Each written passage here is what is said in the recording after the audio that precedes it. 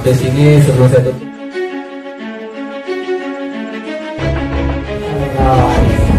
Jadi kurang maaf, yang benar datangnya dari Allah.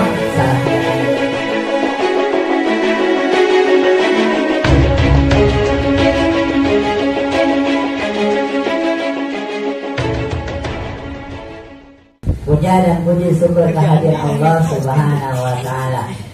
Alhamdulillah, pada kesempatan malam hari ini Allah masih memberikan kita berbagai macam nikmat, baik nikmat iman, nikmat Islam, nikmat sehat walafiat. Insya Allah di sini sehat semua kan? Bang, sehat semua? Ada yang kena virus corona? Nggak ada. Alhamdulillah. Di sini bukan kena virus corona, tapi kena virus-virus cinta. Bucin. Dan serta yang diberikan kepanjang umur, yang semoga mudah-mudahan ya keberkahan nikmat ini kita menjadikan orang-orang yang selalu pandai bersyukur nikmat Allah. Dan salawat serta salam tercurahkan kepada baginda besar Nabi Allah Nabi Muhammad Sallallahu Alaihi Wasallam beserta para keluarganya, para sahabatnya, dan mudah-mudahan kita semua sebagai pengikutnya yang tetap istiqomah di dalam menjalankan perintah-perintah Allah Subhanahu wa Ta'ala. Rasanya saya tidak pantas untuk memberikan nasihat karena ada guru kita dua zuriat Nabi, karena beliau ilmunya lebih tinggi dibanding saya. Tapi karena diberikan amanah, mungkin ini pun untuk khususnya buat diri pribadi saya sendiri. Saya pun masih belajar masih belajar menjadi muta'aliman, masih menjadi santri. Hanya menyampaikan sambungan daripada yang kemarin saya bahas tentang mengenai kitab Syu'abul Iman, yang mana di dalamnya isinya tentang 77 cabang keimanan. Kenapa ini harus dijelaskan? Karena kalau kita belum mengamalkan 77 cabang keimanan, berarti iman kita belum sempurna. Kemarin baru sampai yang pertama, bab yang pertama tentang 70 cabang keimanan. Yang paling tertinggi adalah mengucapkan kalimat La ilaha illallah. Dan kalimat La ilaha illallah itu bukan hanya diucapkan saja, tapi diaplikasikan, dipraktekkan, diamalkan di dalam kehidupan sehari-hari kita. Kalau memang kita Tuhannya Allah, maka uang bukan Tuhan kita, HP bukan Tuhan kita, pacar bukan Tuhan kita. Betul? Kadang kita lagi sholat, HP bunyi, udah gak khusyuk lagi sholatnya. Betul. Jadi Tuhannya siapa? Pacarnya, HP-nya. Jadi kalau misalkan kita mau sempurna imannya, tingkatan tertinggi adalah kita mengamalkan kalimat La ilaha illallah. Gitu. Orang tua kita misalkan yang usaha, yang dagang, contoh yang dagang, mohon maaf baru ada yang beli, bukan yang mengucapkan alhamdulillahirobbilalamin, dagangan saya baru pertama nih ada yang beli, tapi ini beda kalimatnya. Apa? Bang laris manis, mudah-mudahan dagangan habis, uang kumpul. Nah ini kalimat-kalimat yang bisa meruntuhkan akidah kita, keyakinan kita, tauhid kita kepada Allah Subhanahu wa Ta'ala. Padahal pembeli itu yang mendorong, yang menggerakkan adalah Allah Subhanahu wa Ta'ala. Jadi di 77 cabang keimanan, kalau memang misalkan kita sempurna keimanannya, maka kita yakinkan dengan kalimat La ilaha illallah. Kemudian yang terendah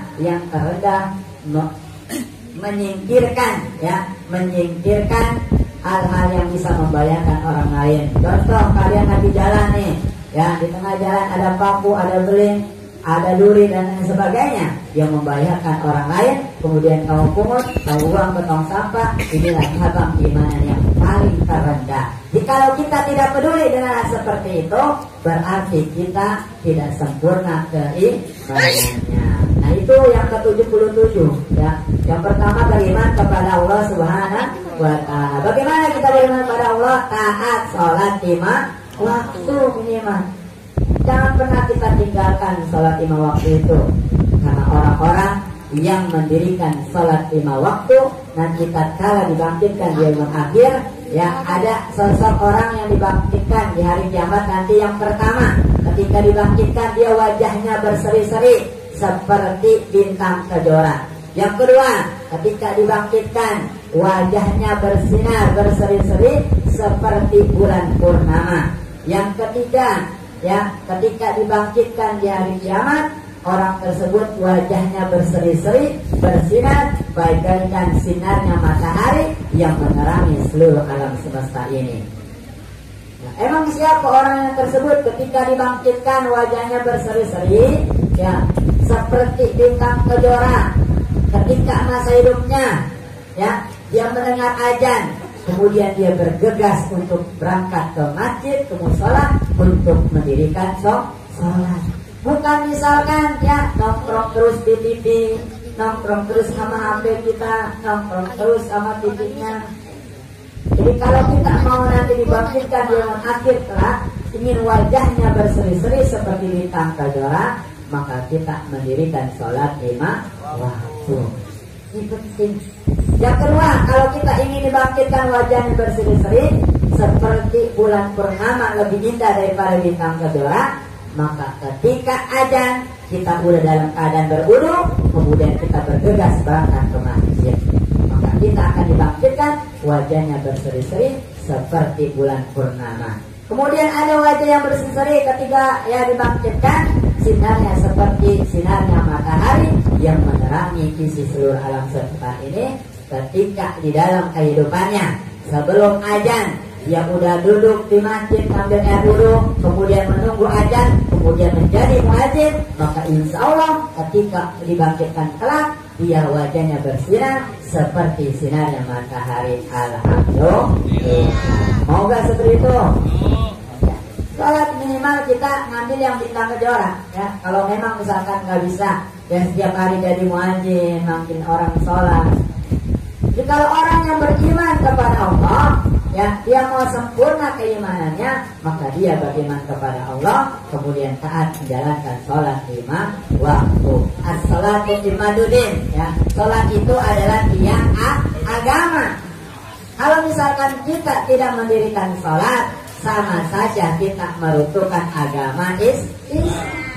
Kita ngaku agama Islam, KTP-nya Islam, tapi sholatnya yang gak pernah. Orang yang gak pernah sholat, pasti dia akan datang ke masjid. Terpaksa itu datang ke masjid. Siapa? Yang nanti ketika meninggal dunia, dia disolatkan, pasti dia datang ke masjid. Orang-orang yang gak pernah sholat, dan nanti terakhir ketika meninggal dunia datangnya ke masjidnya. Jadi ketika kita ingin beriman kepada Allah, maka kita harus taat ibadah sholat 5 waktu. Ya, masih banyak para remaja yang melupakan sholat, yang perempuan lebih mementingkan kecantikannya, ketika keluar rumah membuka hijabnya dengan bangganya, padahal kecantikan itu akan tua renta. Tapi ketika sosok wanita, ya, dia berhijab, ya, dengan berwudunya, dengan sholat 5 waktunya, maka wajahnya akan lebih cantik dari wanita-wanita yang banyak make up-nya.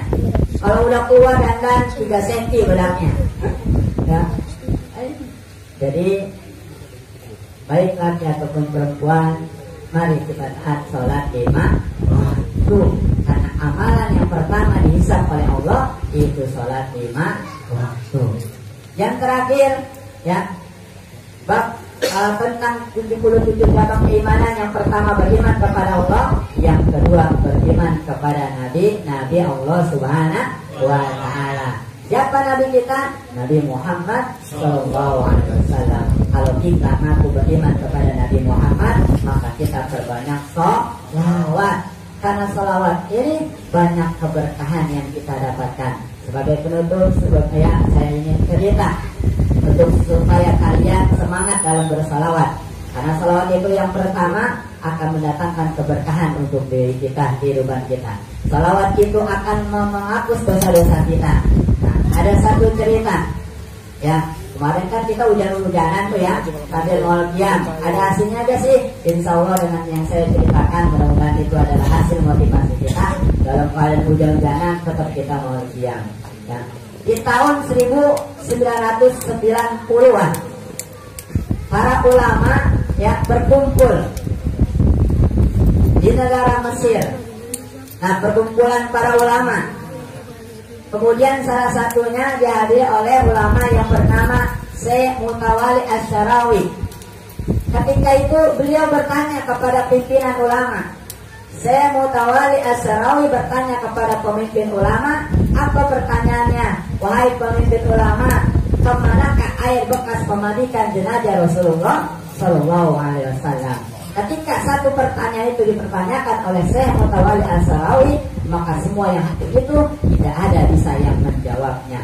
Dan pemimpin ulama pun tidak bisa menjawabnya, kemana air yang bekas memandikan jenazah Rasulullah Shallallahu Alaihi Wasallam. Apa kata pemimpinnya? Wahai Syekh, nanti ini buat PR, ini bahasa kita, buat PR dulu, saya bawa pulang dulu nih, saya cari dulu. Maka si pemimpin ulama ini cari di kitab-kitab, sampai ke perpustakaan dicari, kagak ketemu jawabannya, kemana itu air bekas memandikan jenazah Rasulullah Shallallahu Alaihi Wasallam. Ketika udah nyari, kelelahan pemimpin ulama tersebut, kemudian kelelahan tidur. Di dalam tidurnya itu, kemudian beliau bermimpi bertemu dengan Nabi Muhammad Shallallahu Alaihi Wasallam. Ketika bermimpi bertemu dengan Nabi Muhammad didampingi oleh salah satu orang. Kemudian orang yang mendampingi Nabi Muhammad sedang membawa kindir. Tahu kindir nggak? Lampu ya, lampu apa namanya? Lampu jinjing, ya. Lampunya, kalau kita ngomong bakroma, benar ya. Yang bawa itu. Kemudian si pemimpin ulama ini, ya, enggak menyia-nyiakan kesempatan. Lalu si pemimpin ulama ini bertanya apa yang ditanyakan oleh Syekh Mutawalli Asy-Syarawi, yang ulama asal Mesir. Wahai Rasulullah, ya, saya ingin bertanya, kemanakah air bekas memandikan jenazahmu? Apa jawab Rasulullah? Engkau silakan tanya sama orang yang di sebelahku yang membawa kintir. Lalu orang yang sebelah Rasulullah menjawab, air bekas memandikan jenazah Rasulullah, ya. Jadi sebelum saya jawab, ya, pernah belajar IPS kan? Pernah? Apa pelajaran IPS? Ilmu pengetahuan sosial. Bagaimana proses terjadinya hujan? Bagaimana? Hah? Air laut. Luapan air laut. Hah? Luapan air laut. Adanya sinar matahari yang menyinari air laut, kemudian air itu menjadi uap. Uap itu naik ke atas, kemudian menjadi gumpalan awan, mendung turunlah hujan. Itu proses kalau dalam ilmu IPS. Tapi nilainya nih yang saya ceritakan menurut yang para ulama, ya. Percaya ilmu IPS atau ulama? Ulama, ya. Nah, saya lanjut kan nih? Terakhir nih, bisa terakhir ya. Lalu seorang yang membawa kindir tersebut menceritakan kemana air bekas memandikan jenazah Rasulullah. Apa kata orang tersebut? Air yang bekas memandikan jenazah Rasulullah ketika Rasulullah meninggal dunia dimandikan, airnya tidak jatuh ke bumi, tidak jatuh ke tanah, tapi air itu yang mengangkat ke langit, kemudian menjadi gumpalan awan, kemudian awan itu turunlah hujan. Maka di setiap turun hujan itu, siapa bumi atau tanah yang kena hujan bekas memandikan jenazah Rasulullah, maka akan menjadi masjid tempat itu. Sallu ala Nabi. Begitu mulianya sosok makhluk Allah yang bersandar kepada makhluk yang paling mulia di sisi Allah Subhanahu wa Ta'ala. Kalau kita bersandar kepada zuriat Nabi, apalagi kepada Nabi Muhammad Sallallahu Alaihi Wasallam, memperbanyak salawat, maka akan banyak keberkahan untuk diri kita. Alhamdulillah. Jadi, ya, di akhir zaman ini perbanyak salawat, ya, nggak ada lagi. Perbanyak salawat akan menjadi keberkahan. Sampai air saja yang tadinya biasa-biasa saja menjadi berkah, itu ya didirikannya masjid-masjid Allah Subhanahu wa taala. Kemudian diampuni dosa-dosa kita. Apa ya? Nabi Adam alaihissalam tahu melakukan kesalahan sampai dosanya diampuni oleh Allah sekitar 450 tahun lamanya. Itu pun diampuni oleh Allah. Kenapa? Karena bersolawat kepada Nabi Muhammad Sallallahu Alaihi Wasallam. Kok bisa Nabi Adam bersolawat? Padahal Nabi Muhammad belum Allah ciptakan. Dari mana Nabi Adam tahu? Ya, Nabi Adam tahu. Ya, salawat Nabi ketika Nabi Adam diciptakan. Kemudian dari tanah tembikar. Kemudian Allah ingin meniupkan ruh kepada jasadnya Nabi Adam. Kemudian Nabi Adam sudah masuk ruhnya. Kemudian Nabi Adam ketika itu menghadap ke atas. Dalam menghadap ke atas, melihat ada arsy-nya Allah. Di arsy-nya Allah, tahu arsy-nya Allah? Tahu gak? Arsy Allah itu makhluk Allah, lebih luas daripada bumi.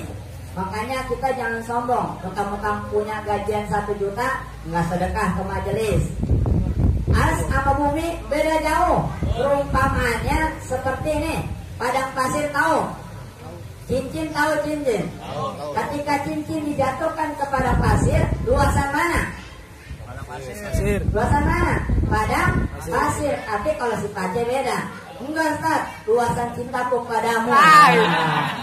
Beda dengan pasir. Enggak ada. Pace tidur. Makanya jangan sombong, kecil dunia itu kecil. Ya, ada makhluk yang lebih luas, itu arsy-nya Allah. Nah, ketika menghadap atas wajahnya Nabi Adam alaihissalam, kemudian Nabi Adam melihat di arsy-nya Allah, ada di dinding-dinding arsy itu tertulis kalimat La ilaha illallah Muhammadur Rasulullah Sallallahu Alaihi Wasallam. Maka Nabi Adam berpikir, ini nama Nabi Muhammad, ya, bukan orang sembarangan, ya. Ini pasti orang yang Allah muliakan. Kenapa? Karena namanya bersanding dengan Allah Subhanahu wa Ta'ala. Maka Nabi Adam bersalawat kepada Nabi Muhammad. Apa salawatnya? Allahumma bihaqqi Muhammad wa ala ali sayyidina Muhammad. Ya Allah, dengan haknya Nabi Muhammad, ampunilah kesalahan-kesalahanku ketika aku memakan buah kurdi. Maka Allah mengampuni dosa-dosa daripada Nabi Adam alaihissalam. Ketika kita memiliki dosa, kita memperbanyak salawat, maka insya Allah dosa kita akan berguguran. Sallu ala Nabi. Itu aja yang bisa saya sampaikan. Mudah-mudahan ada manfaatnya. Yang pertama tadi saya menyampaikan tentang bagaimana kita beriman kepada Allah Subhanahu wa Ta'ala. Yang kedua, bagaimana kita beriman kepada Nabi Muhammad Sallallahu Alaihi Wasallam. Lebih kurangnya mohon maaf. Yang benar datangnya dari Allah, salah datangnya dari saya. Undur maqala wa tandur maqala. Assalamualaikum warahmatullahi wabarakatuh.